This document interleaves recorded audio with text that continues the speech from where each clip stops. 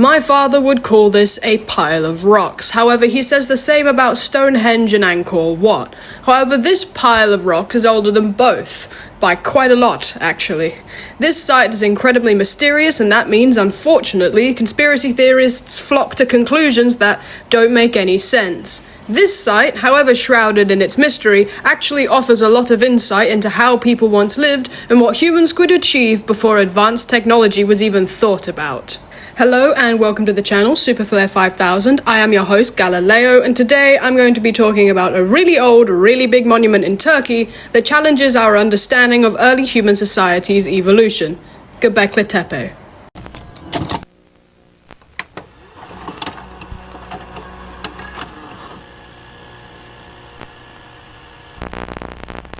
Göbekli Tepe is located near Şanlıurfa in Turkey on a hill called Giremirazan, which is Kurdish for Wish Hill.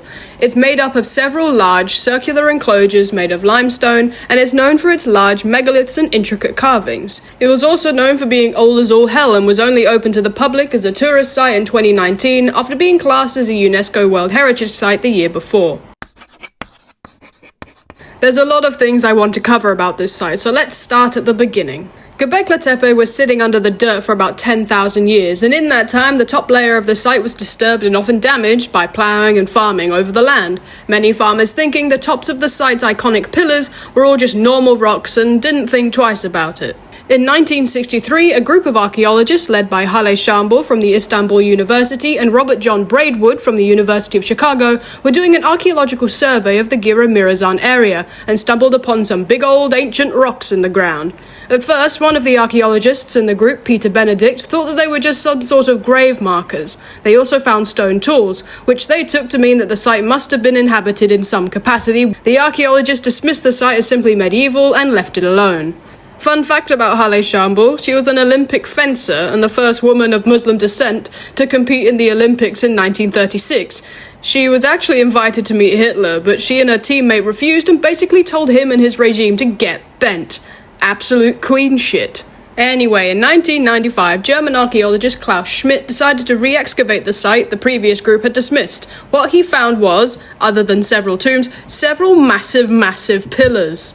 Schmidt died in 2014 but had been directing digs on behalf of the Şanlıurfa Museum and the German Archaeological Institute since the 90s, and archaeological work continues today thanks to the Şanlıurfa Museum and the Turkish Ministry of Culture and Tourism as part of the Tas Tepelik project. This project supports the archaeological research of Göbekli Tepe as well as its surrounding sister sites like Karahan Tepe, Habertusuvan Tepsi, Sebuş, and Göbekli Tepe, as well as some more.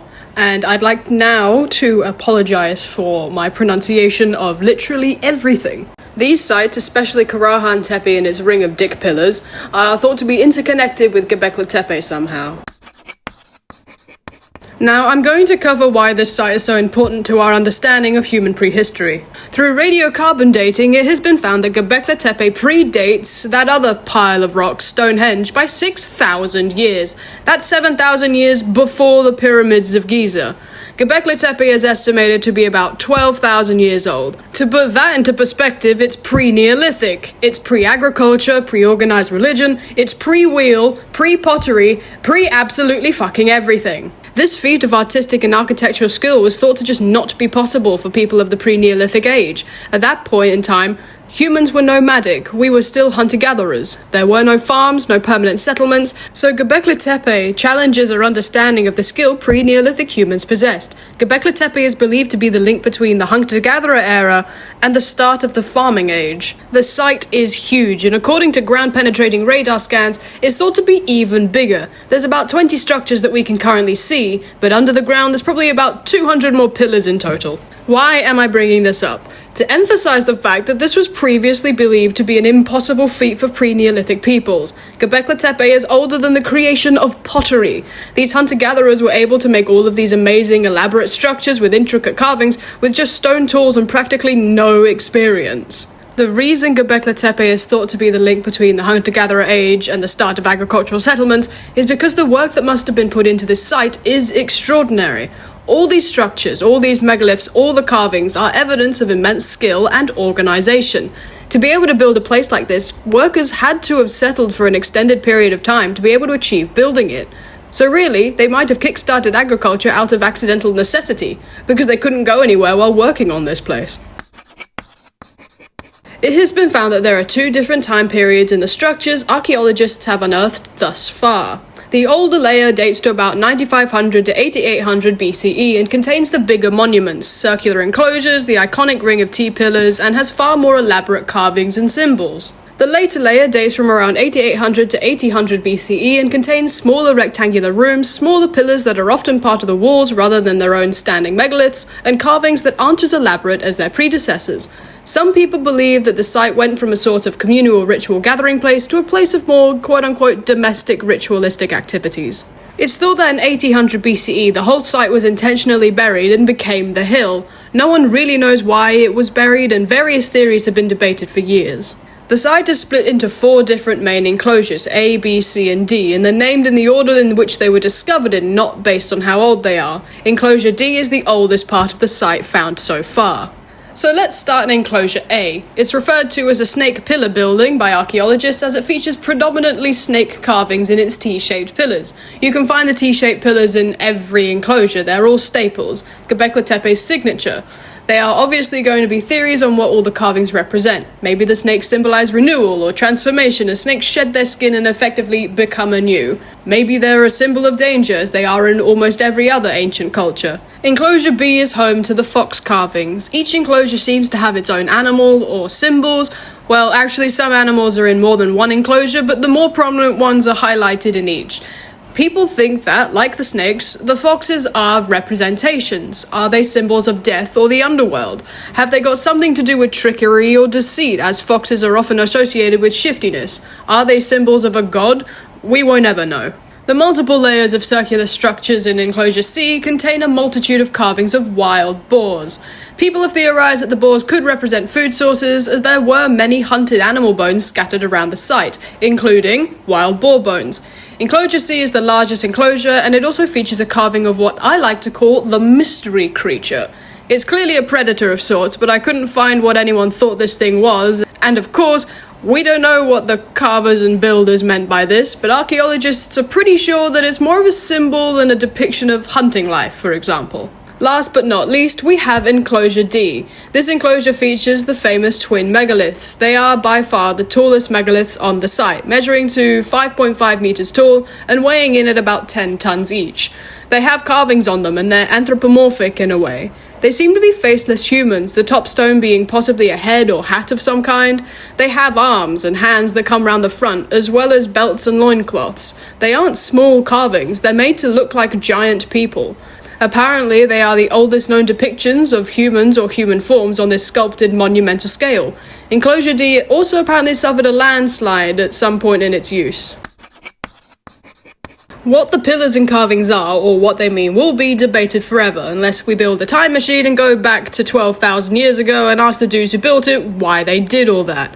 But that won't happen anytime soon, so scientists and archaeologists have come up with a few theories. Are the T-pillars in Enclosure D depicting supernatural beings, like gods?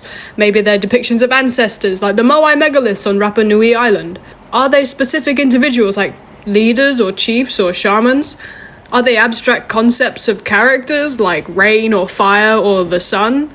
Are all the animal carvings totemic in a way? Do they represent the people groups who gathered here? We'll never know. It's all up for debate, and it's the mystery that keeps people researching the site for answers. Within Enclosure D, there's a pillar of much interest both for archaeologists and conspiracy theorists, unfortunately. Pillar 43 is often referred to as the Vulture Stone and depicts a vulture, obviously, with outstretched wings, a few other bird-like figures, maybe also vultures, a scorpion, what appears to be a headless human-like figure with a splingdong, and a few other animals, as well as what appears to be a disc of some sort.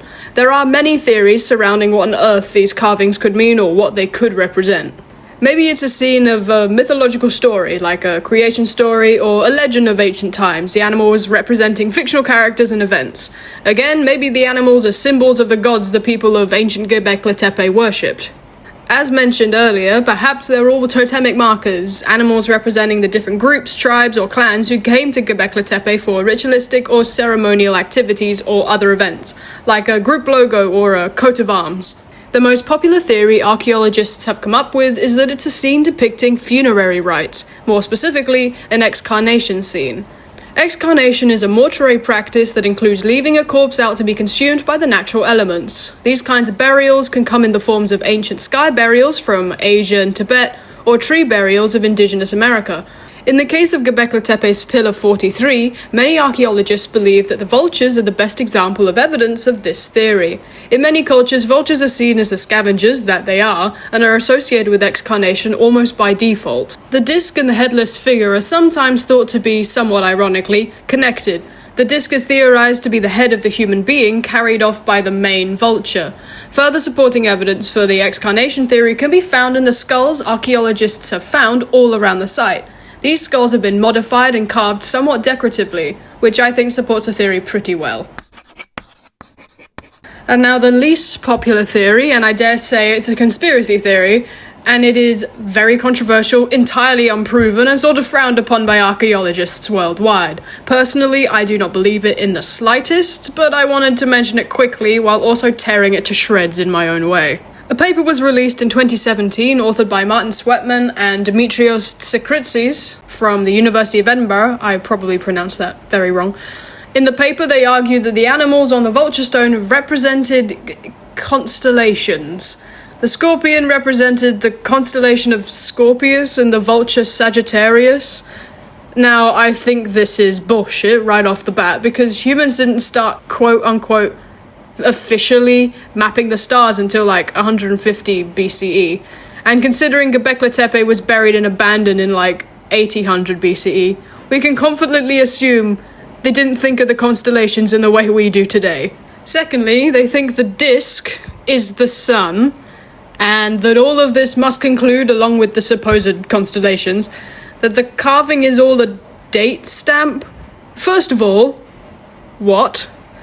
And secondly, what? And they take this even further to say that it's a timestamp for, and let me check my notes here, when a major comet impacted the Earth.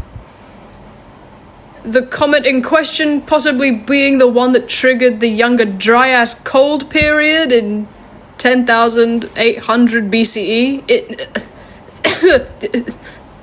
No.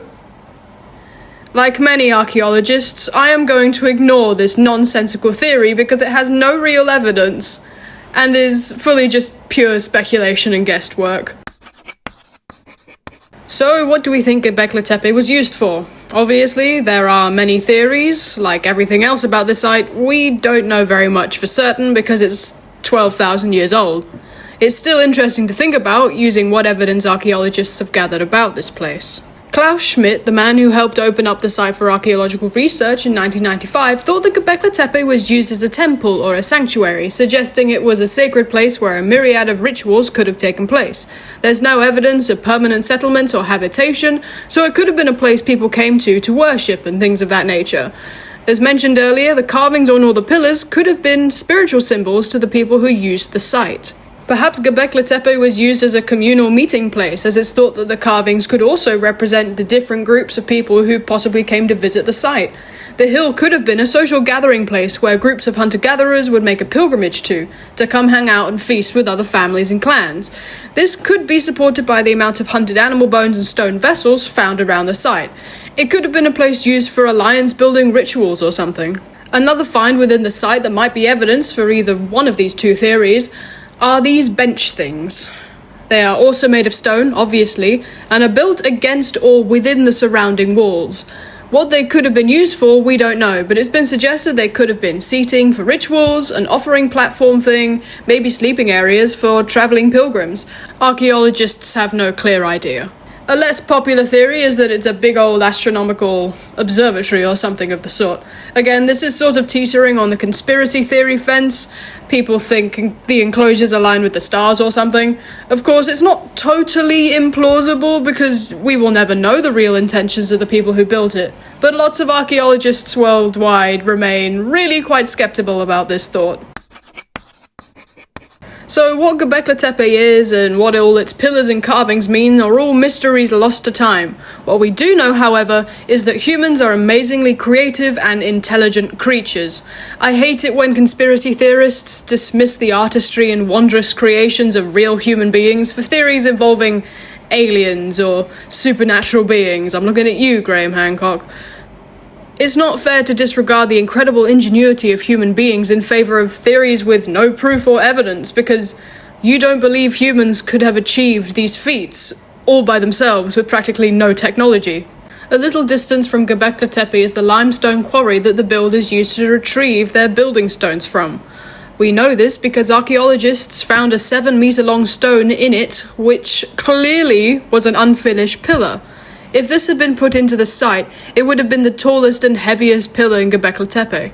The conspiracy theorists' argument is, and we see this when talking about things like the pyramids in Egypt and other massive ancient sites as well, well, how did they move those big stones without wheels or metal tools? And then they say it was with the help of aliens or something. The answer is, very likely, ropes, dug trackways, wooden sledges, raw human strength, and maybe whatever this is.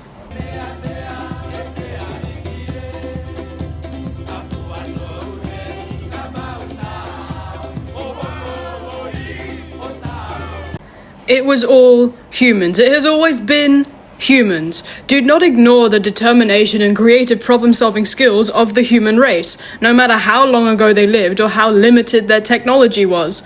Humans were the ones who built this amazing structure. It was humans who dug it up to learn more about it 12,000 years later. Out of all the theories surrounding this mysterious site, the one theory that we know is a fact is that Göbekli Tepe proves indefinitely that humans have always been creative, have always been hard workers, and have always found a way to be absolutely incredible. Thank you ever so much for watching. I hope you learned something new today. I have listed all my sources in the description for you if you wish to read more about the topics I covered. And yes, I have cited Wikipedia. I like it for background information. It's a good source, okay? Anyway, I hope you all have wonderful days and nights, and I hope to see you all in the next video.